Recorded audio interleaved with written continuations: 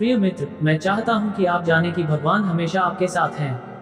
प्रभु के बारे में एक बात जो मुझे सबसे अधिक पसंद है वह यह है कि वह हमें कभी नहीं छोड़ते, चाहे हम किसी भी परिस्थिति से गुजर रहे हों। उसकी वफादारी महान है और हम आत्मविश्वास से प्रार्थना में उसकी ओर मुड़ सकते हैं, जैसा कि भजन 142 वचन 5 में कहा गया है, तू मेरा शरणस्थान है, जीवित लोक में मेरा भाग है।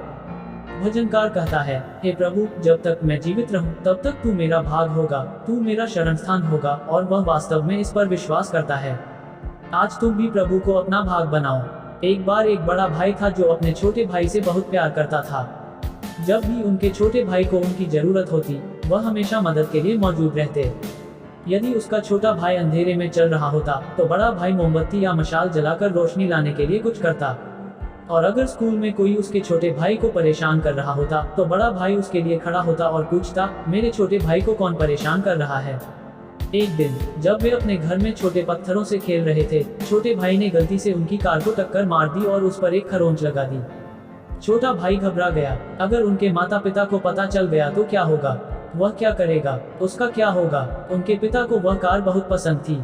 ये सच है कि उनके माता पिता घर आए और पूछा कि कार पर खरोंच किसने लगाए। उनके पिता क्रोधित थे। बड़े भाई ने आगे बढ़कर कहा, वह मैं था पिताजी, मुझे क्षमा करें। उस दिन बड़े भाई ने दोष अपने मुंह पर ले लिया और भाई को बहुत मार पड़ी। छोटे भाई ने पूछा, प्यारे बड़े भाई, तुमने मेरे लिए सारी मार क्यों सही? उन्होंने जवाब दिया, अगर किसी ने मेरे साथ कुछ किया है तो मैं इसे सहन कर सकता हूँ, लेकिन अगर कोई मेरी आंखों के सामने आपको चोट पहुंचाए तो मैं इसे बर्दाश्त नहीं कर सकता। हमारे प्रिय प्रभु यीशु का भी हमारे प्रति इसी प्रकार का प्रेम है। मेरे मित्र, कृपया जान लें कि प्रभु आपकी बहुत परवाह करता है।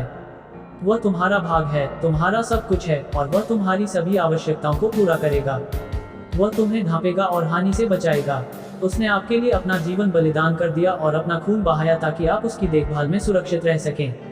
मैं आपसे आग्रह करता हूं कि आप उसे अपने दिल के करीब रखें, अपने हिस्से के रूप में, अपने आनंद के रूप में, अपनी शांति के स्रोत के रूप में और अपने जीवन के प्यार के रूप में।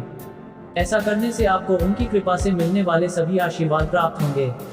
मरियम को यीशु के शब्द याद रखें, मरियम, तुमने मुझमें अच्छा हिस्सा चुना है। इसी तरह आपके पास भी एक विकल्प है, अच्छे हिस्से को चुनें और भगवान को अपने हिस्से के रूप में रखें। प्रार्थना।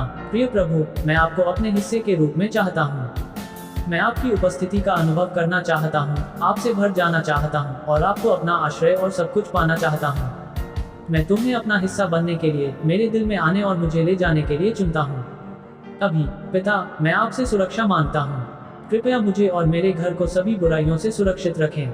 चूंकि आप मेरा भाग हैं, कृपया मुझे कोई हानि न पहुँचने दें और मुझे पराजित न होने दें।